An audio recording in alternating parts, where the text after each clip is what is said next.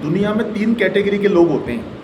पहले मजदूर, जो सिर्फ अपने हाथों का इस्तेमाल करता है और अपने शरीर का इस्तेमाल करता है। दूसरा होता है कारीगर, जो शरीर और हाथ के साथ साथ दिमाग का भी इस्तेमाल करता है।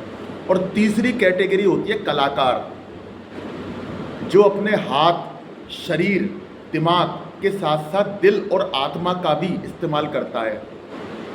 तो मजदूर कोई काम करेगा तो उसके काम के जो रिजल्ट होंगे वो बहुत कम होंगे। कारीगर कोई काम करेगा तो रिजल्ट मजदूर के काम से ज़्यादा होंगे।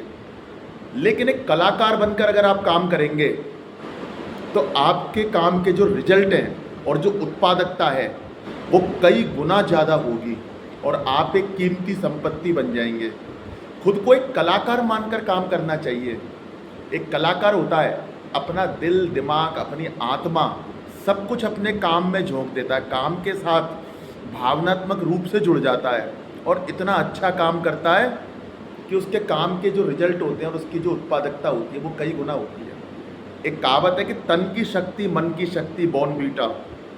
लेकिन इसको थोड़ा सा चेंज करते हैं कि तन की शक्ति और मन की शक्ति इज इक्वल टू प्रोडक्टिविटी। तन की शक्ति के साथ मन की शक्ति मिलना बहुत ज़रूरी है और हमारी आत्मिक शक्ति का भी मिलना बहुत ज़रूरी होता है। अब काम करने के पीछे हमारी भावना क्या है?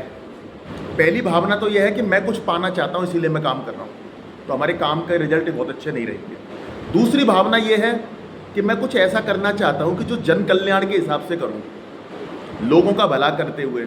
जैसे कोई किसान खेत में अनाज पैदा करता है, अगर किसान सोचे कि मैं मेरे परिवार के लिए ही अनाज पैदा करूँगा तो उसके काम में उतने अच्छे रिजल्ट नहीं मिलेंगे।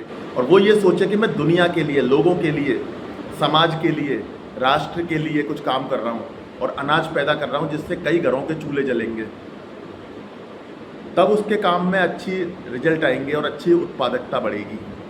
काम के प्रति भावना हमारी ये होनी चाहिए कि हम कोई एक योगदान करता है, हमें खुद को योगदान करता मानकर काम करना है, खुद को कलाकार समझना है, काम के साथ भावनात्मक रूप से जुड़ना है। नमस्कार।